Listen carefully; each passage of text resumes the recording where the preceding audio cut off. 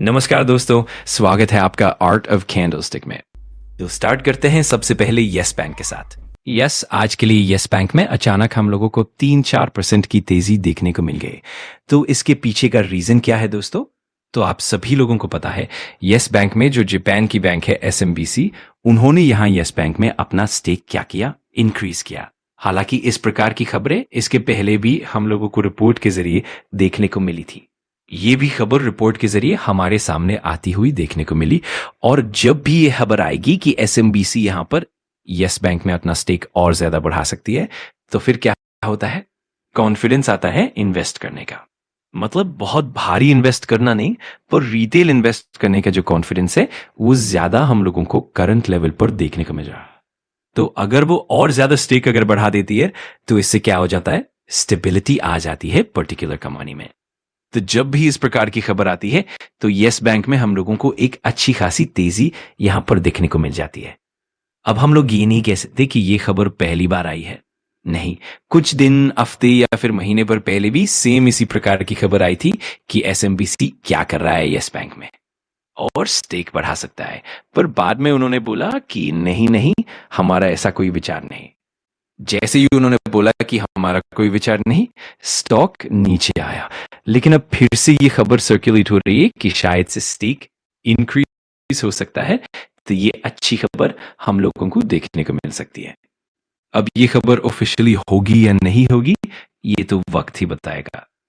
तो yes bank के लिए फिलहाल तो ये सबसे बड़ा इंपॉर्टेंट ट्रिगर पॉइंट हमें देखने को मिल रहा है। नेक्स्ट अगर हम लोग बात करें ईथोस के बारे में, लिस्टिंग के वक्त काफी अच्छा परफॉर्मेंस देखने को मिल गया था और असली परफॉर्मेंस तो लिस्टिंग के बाद देखने को मिल चुका है। आज के लिए तो भाई धमाका ही हो गया। हम सब लोगों ने देख लिया, अपर सर्किट भी देखने को मिला था। डी लिस्टिंग अच्छी और ग्रोथ भी काफी उम्दा हमें देखने को मिल चुकी है। तो अगेन, जैसे कि आप सब लोगों को पता ही है, जहां पर तेजी वहां पर रिटेल प्लेयर्स चल जाने का विचार करेंगे। मैं फिर कह रहा हूं, खरीदना है नहीं खरीदना है या आपका फैसला है। मैं सिर्फ एनालिसिस दे रहा हूं, क्योंकि क्या होता है, आप लोग क्या करते हो जब स्टॉक भागता है, तब दौड़ते हो खरीदने, और जब गिरावट आती है तब बोलते हो अरे सर ये क्या हो गया। तो समझना पड़ेगा, ये स्टॉक मार्केट है भाई।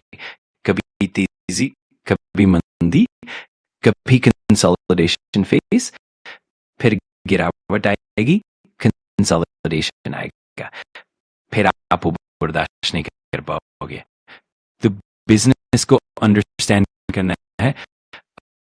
अगर बिजनेस आपको अच्छा लगता है, तो फिर वो लॉन्ग टर्म वेल्थ क्रिएट कर सकता है। यही सबसे बड़ा इंपॉर्टेंट फॉर। अगर आप बिजनेस को ना देखकर बाय करने का विचार करते हो, तो शायद से एक समय के, क्योंकि आपका गोल होगा शॉर्ट टर्म में तुरंत रिटर्न्स चाहिए, और अगर नहीं मिले तो आप बोलोगे सर ये इन्वेस्टमेंट गलत हो गया। अब आगे बढ़ते हैं टाटा मोटर्स की तरफ।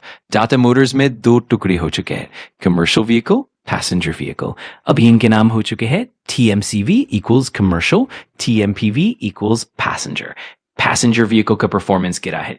एक अनुमान था कि गिरावट हो सकती है, क्योंकि वो वन टाइम गेन छोड़ दीजिए। ऑपरेटिंग लेवल का परफॉर्मेंस देखें, रेवेन्यू देखें, तो रेवेन्यू काफी जबरदस्त गिरा था। फिर बिना एडजस्टमेंट के जो प्रॉफिट होता है, वो तो प्रॉफिट क्या, लॉस ही था। अब बात जैगुआर लैंड रोवर JLR की। उन्होंने अपनी नई गाड़ी लॉन्च की थी, वो पूरा फ्लॉप हो गया। ऊपर से क्या हुआ, साइबर अटैक, और उसका इंश्योरेंस भी नहीं, मतलब पूरा लॉस टाटा मोटर्स को बेयर करना पड़ेगा। यूके गवर्नमेंट ने कहा है हम मदद करेंगे, कुछ टर्म्स रखी हैं, पर अल्टीमेटली बर्डन कंपनी की बैलेंस शीट पर आ चुका है। बैक टू बैक हिट लगने से टाटा मोटर्स के पैसेंजर व्हीकल बिजनेस पर नेगेटिव इंपैक्ट दिख रहा है, और इसका असर स्टॉक पर भी साफ दिख रहा है। अब कई लोग पूछते हैं सर कमबैक करेगा, कैसे करेगा? देखिए, कमबैक का मतलब सिंपल है, प्रोडक्ट अच्छा लाओ।